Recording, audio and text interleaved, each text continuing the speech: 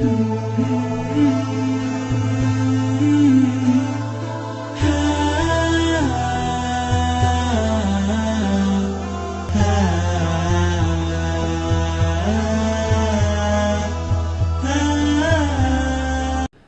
saat Abraham membuat Qulais tadi, gereja itu, dia menyebarkan berita ke seluruh jazirah Arab. Semua orang Arab wajib datang beribadah di Qulais.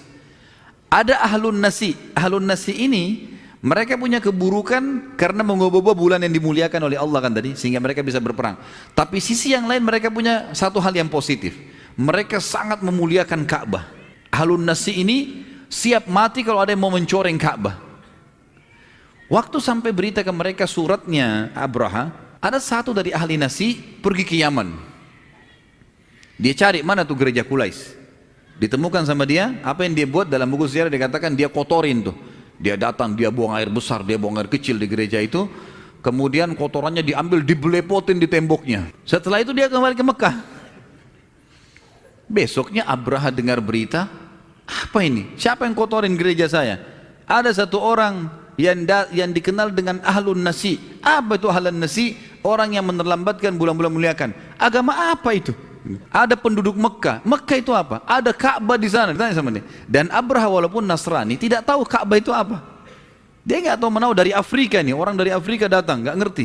Maka dia mengatakan apa itu Ka'bah? Ka'bah adalah rumah yang dimuliakan oleh masyarakat, terutama orang Nasi tadi.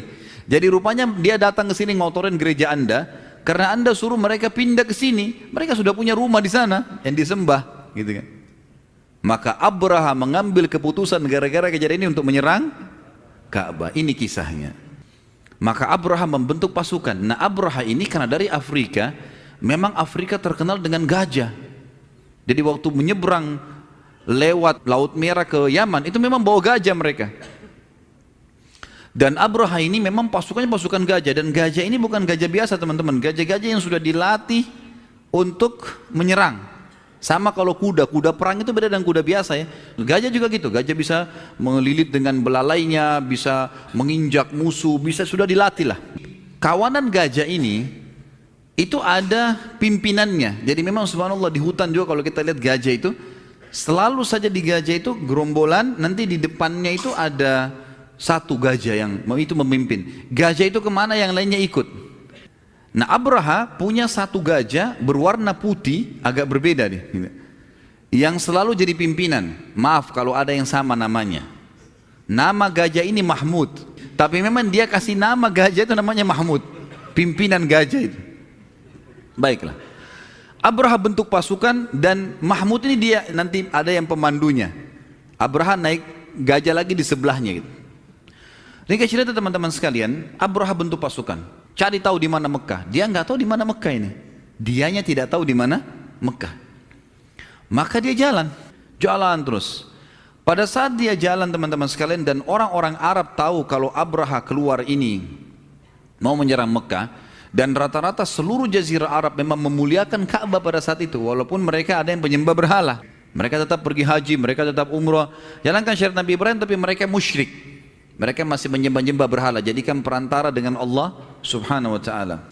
Pada saat itu, ada beberapa suku-suku Arab yang coba menghadang pasukan Abraha. Di antaranya, ada satu pimpinan suku Arab yang pertama keluar, namanya Dhu Nafar. Dhu Nafar ini keluar dengan pasukannya, kemudian coba menghalang, tapi tidak besar, dikalahkan oleh Abraha. Dan akhirnya Dhu Nafar tertawan, ditawan, diikat, dibelenggu, dibawa. Kemudian keluar lagi dari suku Huthum. Suku ini kemudian juga berusaha untuk menyerang, dipimpin oleh Nufail, tapi juga tertawan. Sama, Nufail sama Dhu Nafar ini tertawan. Sampai akhirnya karena kedua kepala suku ini sudah tertawan, dan bagi orang-orang Arab, jazirah Arab, dua orang ini, Dhu Nafar sama Nufail adalah orang yang kuat di mata orang-orang Arab. Kalau ini aja kalah, apalagi kita. Sampai pasukan Abraha tiba di wilayah Taif. Taif ini kota yang kurang lebih 60 km dari kota Mekah, sudah dekat dari Mekah lah. Orang-orang Taif ketakutan, jangan sampai Abraha menyerang mereka. Maka pimpinan kota Taif mengatakan, wahai Raja Abraha, kami nggak mau punya masalah dengan anda. Sebagai bukti, kalau anda mau pergi Ka'bah, mau hancurin Mekah terserah, tapi jangan ganggu kota Taif. Sebagai bukti kami memang tunjukkan itu, kami akan menunjukkan kepada anda di mana itu Mekah, di mana itu Ka'bah. Lalu diiklankanlah di kota Taif, siapa yang mau menunjukkan pasukan Abraha Mekah. Orang-orang semua tidak ada yang mau, karena mereka tahu ini rumahnya Allah, Ka'bah, biar bagaimanapun tahu kan gitu. Kecuali satu orang bernama Abu Rughal. Abu Rughal ini dia bilang saya mau. Akhirnya Abu Rughal datang, ditunjukin sama dia jalan. Pas tiba di pintu gerbang Mekah, waktu itu namanya pintu Bani Syaibah, pintu gerbang besar, tiba di situ. Maka Abu Rughal mati yang menunjukin jalan. Pasukan Abraha sampai di situ. Semenjak itu teman-teman sekalian, dan sampai hari ini, setiap ada orang yang berkhianat dipanggil Abu Rughal. Setiap ada orang berkhianat. Jadi kalau antum dengar ada orang Arab bilang Abu Rughal, berarti pengkhianat tuh. Dan kuburannya yang ada pada saat itu di dekat pasukannya Abraha, setelah Abraha pun dihancurkan oleh Allah nanti, itu selalu orang Arab rajam. Jadi dari jauh dilemparin batu, dirajam kuburan, dijadikan marjam, tempat melempar batu kuburannya si Abu Rughal, karena dianggap dia berkhianat. Semua orang Arab nolak kecuali dia sendiri gitu. Baik, pada saat itu Abraha pun memasang kemah-kemahnya, pasukannya semua diistirahatkan di dekat pintu gerbang Mekah. Waktu itu yang jadi raja Mekah Abdul Muttalib, kakek Nabi SAW. Pada saat itu teman-teman sekalian, Abraha rupanya menyuruh pasukannya untuk menakut-nakuti masyarakat Mekah dulu sebelum menyerang. Diambillah gembalan-gembalan penduduk Mekah yang ada di sekitar pintu gerbang, termasuk ada 200 ekor unta punyanya Abdul Muttalib. Kemudian pada saat itu Abdul Muttalib bermusyawarah dengan beberapa tokoh Mekah. Mereka semua mengatakan tidak mungkin kita melawan nih. Pasukan gajah sudah datang, kelihatan kekuatannya, suaranya, segala macam, nggak mungkin. Lalu dimintalah Abdul Muttalib untuk datang supaya melobi. Bagaimana nih caranya? Abraha, dia belum lama berkuasa di Yaman. Dia masih belum menguasai bahasa Arab, dia menguasai bahasa Afrika. Maka dia butuh penterjemah. Dipanggillah satu penterjemah. Abdul Muttalib pada saat itu minta untuk bertemu. Jadi tentu saja Abdul Muttalib ini teman-teman sekalian, waktu itu mau ketemu Abraha, Abraha tidak terima siapapun yang datang, walaupun itu Raja Mekah sendiri. Maka Abdul Muttalib sempat menemui Dhu Nafar, ya tadi kepala suku Arab yang sempat menyerang tapi ditawan oleh Abraha. Ditanya bagaimana Dhu Nafar, bagaimana caranya ketemu sama raja ini, saya mau bicara. Dhu Nafar tahu Abdul Muttalib Raja Mekah. Dia bilang kayaknya agak sulit, tapi waktu saya lagi dalam perjalanan tadi di suku saya, waktu saya menyerang sampai tiba di Mekah ini, pemegang tali kendala Mahmud, kepala gajah tadi, namanya Unais.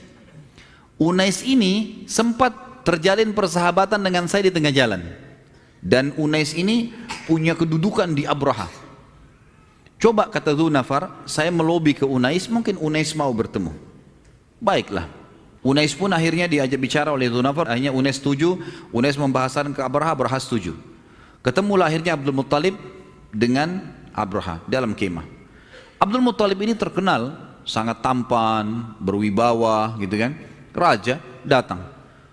Saking punya wibawa, waktu dia masuk ke dalam kemah Abraha, Abraha melihat dia lihat Abdul Muttalib duduk di lantai, dia pun datang duduk di lantai. Datang penerjemah, bicara di antara mereka. Kata Abraha, kenapa? Siapa kamu? Ini saya Abdul Muttalib, pimpinan Mekah. Kenapa kamu datang? Dia bilang, wahai Raja Abraha, pasukan anda telah mengambil gembalaan masyarakatku.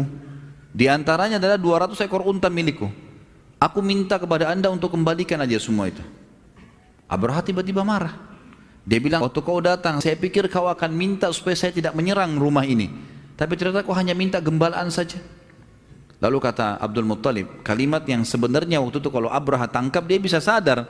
Kata Abdul Muttalib, wahai Abraha, itu Raja Abraha, kalau saya pemilik unta dan masyarakat saya pemilik gembalan-gembalannya, kalau rumah yang anda mau serang ini ada pemiliknya, ada Tuhannya, maka Tuhannya akan menjaganya. Tapi Abraha tidak tangkap poin itu. Kemudian dia mengatakan pada Abdul Muttalib, begini saja, saya tidak ingin menyerang kalian terlalu kecil untuk saya lawan. Sudah selesai, keluar dari Mekah, saya hanya mau hancurkan rumah itu.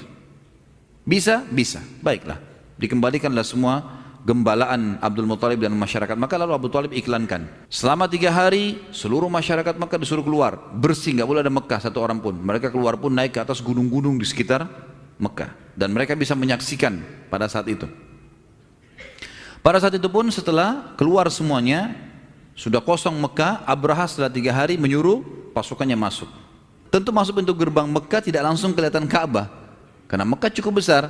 Masuk sampai tiba di dekat Ka'bah, begitu melihat Ka'bah, si Mahmud tadi ini duduk. Sebabnya dia duduk adalah Dzunafar tadi yang ditawan oleh Abraha itu, waktu sudah lihat Ka'bah, dia sempat lepas dari ikatan, dia lari, kemudian dia bergantung pada telinga si Mahmud ini, gajah. Kemudian dia mengatakan, wahai Mahmud, ubruk, ubruk itu duduklah, ini rumahnya Allah yang mulia. Lalu dia teriak lagi, wahai Mahmud, duduklah, ini rumahnya Allah yang mulia. Tiba-tiba Mahmud itu duduk, si gajah itu duduk. Setiap kali didorong, dipukul, nggak mau berdiri. Tapi kalau diarahkan ke Yaman, mau. Kalau kembali lagi mau, tapi kalau nyerang ke depan tidak mau. Dan karena dia duduk, semua gajah yang lain duduk. Ini kan pimpinannya. Maka yang terjadi adalah karena mereka terus ngotot, Abraha suruh, sampai dalam beberapa athar disebutkan mereka tusuk sampai kulitnya si Mahmud itu berdarah, paksa berdiri nggak mau. Dalam kondisi seperti itu, maka karena mereka ngotot, yang disebutkan dalam riwayat ya, saya sudah tidak tahu lagi masalah kita Dzunafar dan Nufail, mereka kemana, mereka selamat atau tidak, tapi yang jelas mereka melihat dari kejauhan, langit sangat gelap, dan pada saat itu banyak sekali jumlahnya. Begitu dekat baru mereka tahu ternyata burung, dan kita sudah tahu burung ababil ya, diberikan nama ababil oleh Allah SWT sendiri dalam Al-Quran. Maka datanglah pasukan burung ini yang membawa batu-batu dari neraka jahanam. Sebagian riwayat menyebutkan batunya lebih kecil daripada bijinya kurma, batu-batu yang kecil. Dan batu itu setiap burung memegang satu cengkraman, satu jadi 2, dan dilepaskan. Dan itu kalau kena kepalanya pasukan Abraha atau gajahnya, tembus sampai ke perutnya gitu kan. Batu itu, karena itu dari neraka jahanam memang. Lewat di atas itu lalu kemudian menghujani mereka. Maka tidak satu pun selamat, termasuk Abraha sendiri mati pada saat itu.